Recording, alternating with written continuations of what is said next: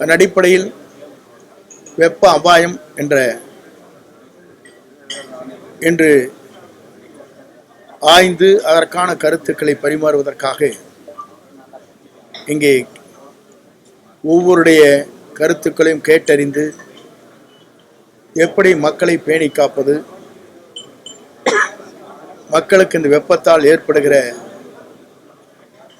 பல்வேறு நோய்கள் வராமல் தடுப்பது, முதியோர்கள், குழந்தைகள், ஊனமுற்றோர்களை எப்படி பேணி காப்பது, தொழிற்சாலைகளை எப்படி வேலை செய்கின்ற தொழிலாளிகள், கட்டட தொழிலாளிகள், இரவு நேரங்களிலே ஒரு சாதாரண இடத்தில் தங்கி வேலை செய்கின்ற பணியாளர்களுக்கு இந்த வெப்ப தாக்கத்தை எப்படி அவர்களை அந்த பணியிலே செய்கின்றவர்களுக்கு பாதுகாப்பு அளிப்பது என்ற போன்ற ஆய்வுகளை மேற்கொள்வதற்காக இங்கே கூட்டம் இங்கே நடைபெற்றிருக்கிறது. குறிப்பாக தமிழக அரசை பொறுத்தவரையிலும் நம்முடைய தமிழ்நாட்டுடைய முதலமைச்சர் அவர்கள் 50 கோடி ரூபாய் முதல் கட்டமாக அனைத்து மாவட்ட ஆட்சித்தலைவர்களுக்கும் நிதிகளை ஒதுக்கி வருகின்ற பேரிடர் ஏற்படுகின்ற எந்த பணிகளாக இருந்தாலும் உடனுக்குடன் நிவாரணப் பணிகளை ஆற்றுவதற்காக ஒவ்வொரு மாவட்ட ஆட்சித்தலைவருக்கும் நிதிகளை வழங்கப்பட்டிருக்கிறது.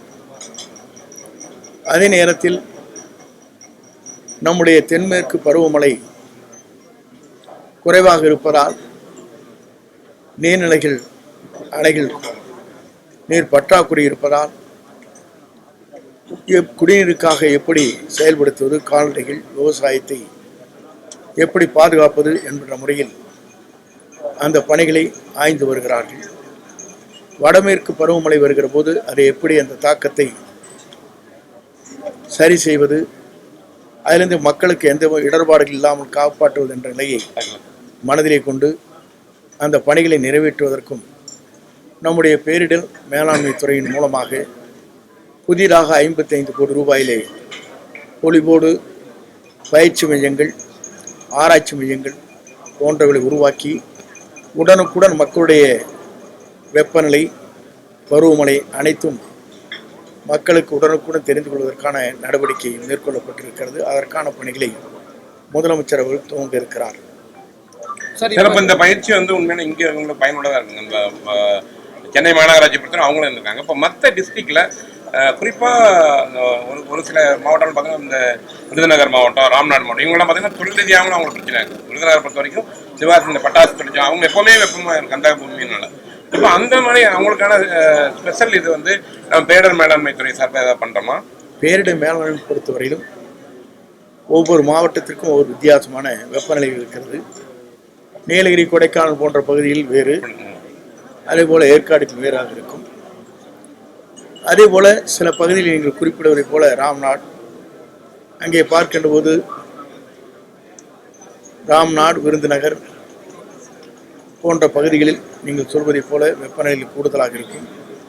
புதுக்கோட்டை போன்ற பகுதிகள் என்றைக்குமே மழை குறைவாக இருக்கின்ற பகுதிகளாக அந்த பகுதிகள் இருக்கிறது.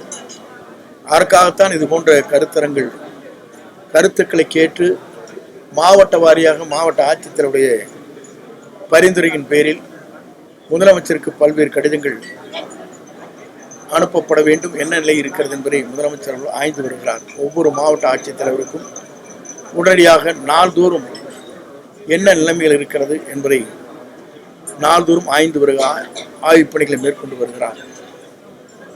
ஆகவே அந்த பணிகள் எங்கெங்கே நீங்கள் சொல்வதை போல வெப்பநிலைகள், நீர்நிலைகள் குறைந்து கொண்டிருக்கிற இடம், குடிநீர் பற்றாக்குறை எங்கே இருக்கிறது என்பதையெல்லாம் ஆய்ந்து அந்த பணிகளை மேற்கொள்வதற்காக எங்கள் துறையின் சார்பாக பல்வேறு புள்ளி விவரங்களை அரசிற்கு எடுத்துச் சொல்வதற்கு இது ஏதுவாக அமைந்திருக்கிறது. தமிழக அரசுடைய அனுமதி தேவையில்லைன்னு சொல்லி நேற்று பார்லிமெண்ட்ல மத்திய இணையமைச்சர் நீர்வளத்துறையில பதில் கொடுத்திருக்காங்க. இது தமிழக அரசு எப்படி எதிர்கொள்ள போகுது? முதலமைச்சரும் வரக்கூடிய திங்கட்கிழமை போறாரு. தமிழ்நாட்டை பொறுத்தவரை இது போன்ற கருத்துக்கள் அடிக்கடி கேள்விகளாக கேட்கப்பட்டு வருகிறது. தமிழ்நாட்டுடைய முதலமைச்சரை பொறுத்தவரையிலும் அவருடைய கனவிலே இருப்பது காவிரி டெல்டா பகுதியினுடைய நீரை, மழை நீரை வெள்ளம் பெருக்கெடுத்து வருகிற போது அது வருகின்ற நீரை மேகதாது அணை போன்ற அணைகளை கட்டுவது ஒரு செங்கல் கூட எடுத்து வைப்பதற்கு அனுமதிக்க மாட்டார்.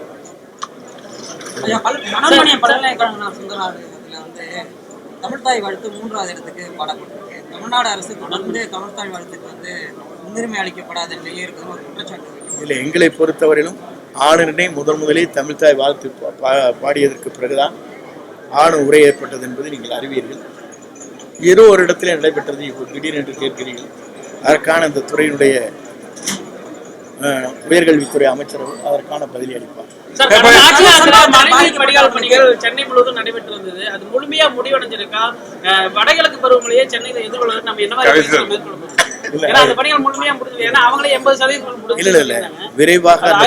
விரைவாக இந்த பணிகளை நகராட்சி மற்றும் நெடுஞ்சாலைத்துறை, பொதுப்பணித்துறை சேர்ந்து அந்த பணிகளை வேகமாக செய்து கொண்டிருக்கிறார்கள். இன்னும் 2-3 மாதங்கள் இருக்கிறது. ஆகவே நீங்கள் பொறுத்திருந்து அந்த கேள்வியை கேட்கலாம்.